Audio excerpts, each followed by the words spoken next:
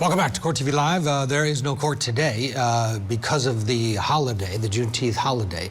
But tomorrow, up in Manhattan, in the federal courthouse, Sean Diddy Combs will be back. And the government's case is very close to resting. We're going to be checking in with our senior producer, Emanuela Grunberg, in just a minute. Prosecution is expected to rest their case at some point this week, and then it's time for the defense. And this is a well-financed defense and a well-thought-out defense. We've already seen that through the cross-examination of the government's witnesses. But what are they going to do? Is it going to be associates of Sean Combs with different perspectives? You could bet on that. Will he take the stand? You'd probably bet against that. Let's bring in our guests, Josh Schiffer and Sonny Slaughter. This is a case that's a difficult one to prove from the federal government's standpoint. Not that Sean Combs is a weirdo that was doing some crazy stuff and assaulted on camera a woman at a hotel at the elevator banks. But that's not what he's charged with because of the statutes of limitations in California for the state charges. This is racketeering. It's the RICO. Josh, to you first. Where's the government's cases? You know, they are wrapping it up very soon here. Have they gotten over that hump, the major hump of reasonable doubt? I think that if anybody was to ask a jury, hey, did Sean Combs run an interstate business involved with obtaining drugs and sex work and other illegal issues, moving them over state lines, and paid a bunch of people and built a whole organization? Is it fair to say he built that? I don't know a juror who could deny that. And yeah, there's going to be a pushback about selective prosecution and targeting Mr. Combs only because of these other issues that popped up, such as him being a super celebrity caught on video that he tried to squash, doing reprehensible acts or committing reprehensible acts of what appears to be domestic violence. There's all that. The Fed has done a good job. The way I view it, and I'm watching this trial closely, is the defense needs to upset the jury's comfort in what the federal government has proven. Sonny, where do you stand on this case? Oh, I'm 100 Homeland Security, and it's done.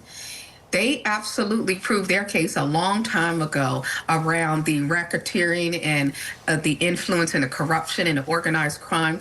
And it wasn't just the story of Cassie. It was the collaborative story and the collective stories of all of the individuals. Aside from all of the salacious details, what we know from the transportation standpoint and where the parties took place and what was happening and the victimization, we don't need to see the chains and all of the things that people seem to think that trafficking and exploitation and victimization look like. I think they did a really good job in explaining it. They had the guns, they had the access to the home, all of the digital profile, all of the individuals. I think they put together a neatly wrapped case. Now, what the defense has to do is call everyone not only a liar, but they have to say, well, you're really not victims, and this really didn't happen. Even though we have all of these details, this really didn't happen to you.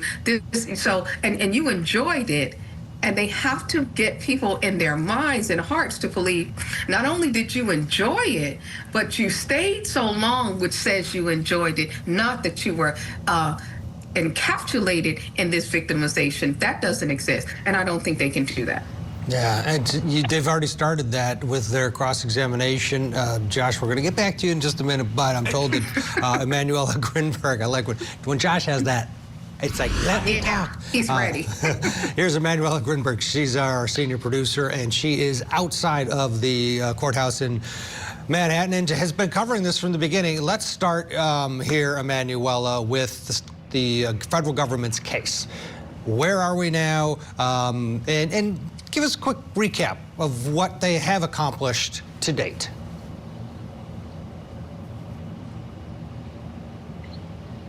Sure. Hi, Ted. So, yes, court is dark today, but it's week 6, and after 25 days of testimony and evidence, we're in the final stretch. They could be resting in the next day or two, maybe tomorrow, maybe Monday, after we hear from just a few more witnesses to support the government's allegations, that Combs used not only his power and influence, but the resources of his business empire to entice, coerce or force his lovers, Cassie Ventura, a woman who testified under the pseudonym Jane, into these unwanted sexual acts. And so before they arrest, we expect to hear from at least one more person, one more assistant, one more employee, a former employee of Combs, Brendan Paul.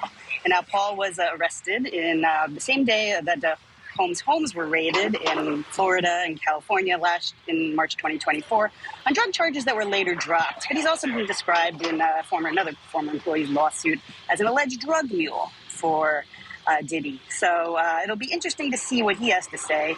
And yeah, it seems like if he testifies, he'll be one of many former employees of Combs who have testified, again, to this idea that Combs allegedly used the resources, the staff, the people power, the profits of his business to force these women into these unwanted sex marathons, drug-fueled sex marathons. And I mean, already we've heard from so many of these former witnesses, these former assistants, about how they, procured drugs for Combs, how they met up with drug dealers, how they went to the hotels ahead of time and were texting with each other about setting up baby oil, setting up red lighting that Combs preferred, getting everything ready so that he could allegedly force these women into these unwanted sex acts. And so we're in the home stretch, and then it'll turn to the defense case soon enough. Yeah, we haven't, although I think we all feel like we have sort of seen these sex tapes because of the graphic descriptions. And that is a lot, just picturing what has been described by these witnesses who've taken the stand. But the jury's seen these tapes, and they've come in a lot, have they not, in the government's case so far?